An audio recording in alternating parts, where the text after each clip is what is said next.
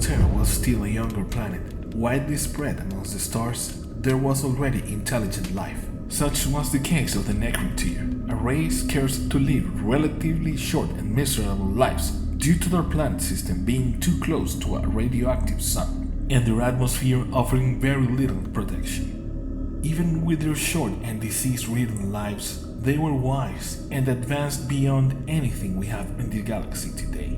They even ventured into conquering other planets, developing weaponry that even the golden age of technology would rival, but always under the oppressive light of the heavens.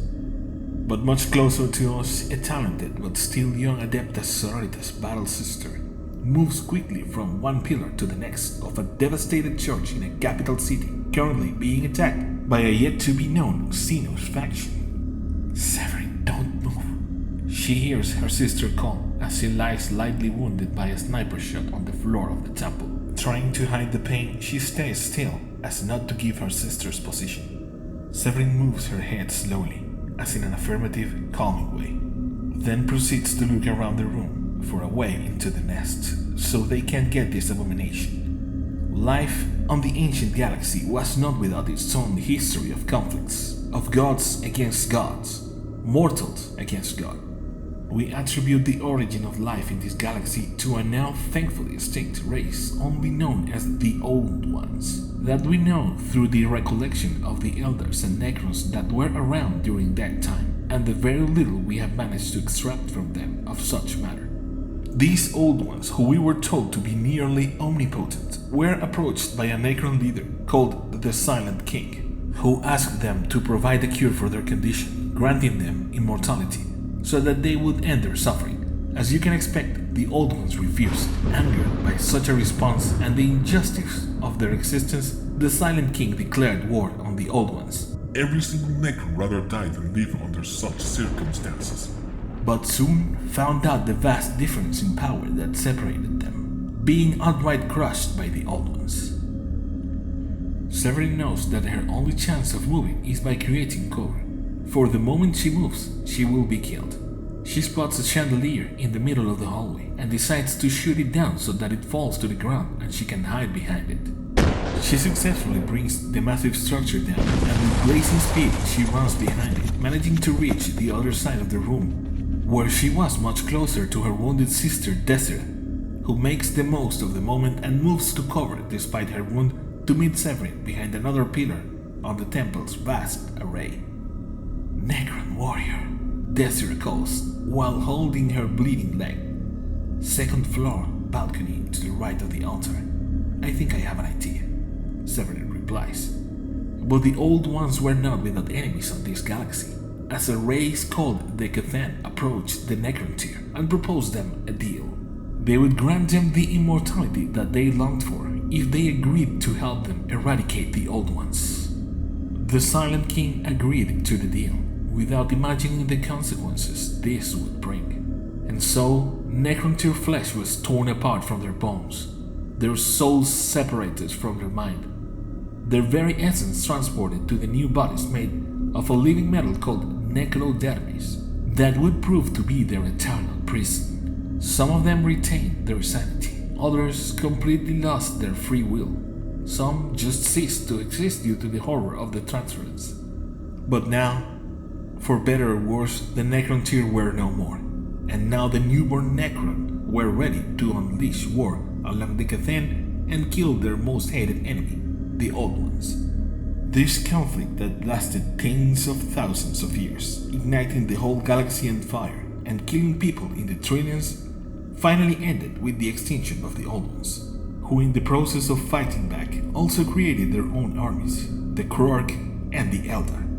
But about them we can talk on another occasion. We name this time period as the War in Heaven, the biggest and bloodiest war that ever was and will probably ever be fought. It's even implied that the origin of the warp itself is tied to this atrocity. Severin aims her meltagun, a cannon that can obliterate matter at close range, at the base of the pillar, bringing it down and creating a ramp up to the second floor.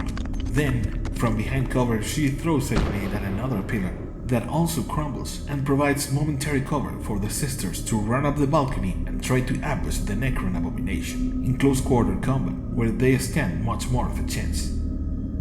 But as they run uphill, the Necron warrior takes a shot and manages to hit Severin in the abdomen, severely wounding her and making her fall off the pillar.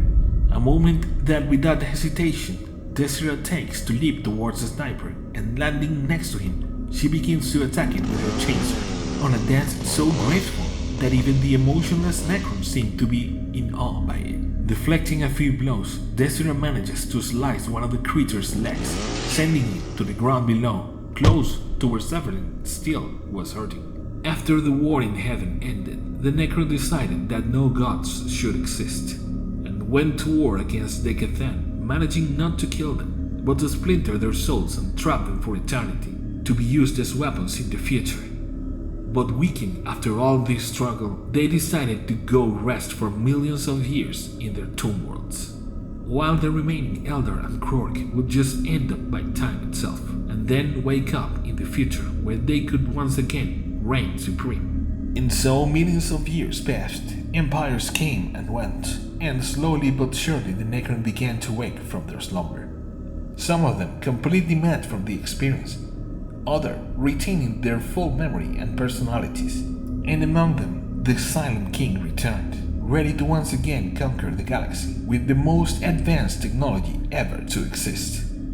Necrons can be recognized by their dark skeleton look, infused with green energy representing their soul and their technology. They take many shapes: infantry, tanks, ships, and they even bring with themselves weapons of incomprehensible complexity, powered by the spirits of gods. They can destroy entire stars at a whim, and the only reason they haven't ruled the entire galaxy is because they have only just started to awaken from their sleep. As soon as the Necron hits the ground, Severin manages to strike its weapon, leaving the creature disarmed for a moment. Then Desira lands next to it, stomping its head and ending the creature once and for all. "Praise the Emperor," Desira claims, as she helps Severin stand. But behind them, a crackling noise, followed by a metallic rustle, start to rumble. Both sisters quickly turn around to find the Necron abomination reformed, and without hesitation they shoot him with their meltes before it can reach its Gauss rifle. But it ignores the weapon and decides to close in for the kill. Necrodermis meets the chainswords of both sisters, who are weakened but still dance and slash like angels of death. However, the emotionless creature gets a hold of Severin's arm, and with its other hand punches through her heart, killing her instantly, and dropping her like it was nothing. Desira, without skipping a heartbeat, severes the creature in a half with her chainsaw, echoing through the cathedral as the vile creature took a life in exchange for its own. The Necron just vanishes out of existence, something their race are known for, leaving Desira kneeling next to Severin's body. She looks at her angelic features, and she closes her eyes with her hand. Innumerable tomb worlds hosting these undead metallic nightmares are present in this galaxy, slowly waking up to bring horror to every other race. But as far as we are concerned, any Xeno race will be met with the same merciless politics from the Imperium of mankind. They will be faced, fought, and killed to the bitter end, no matter the cost.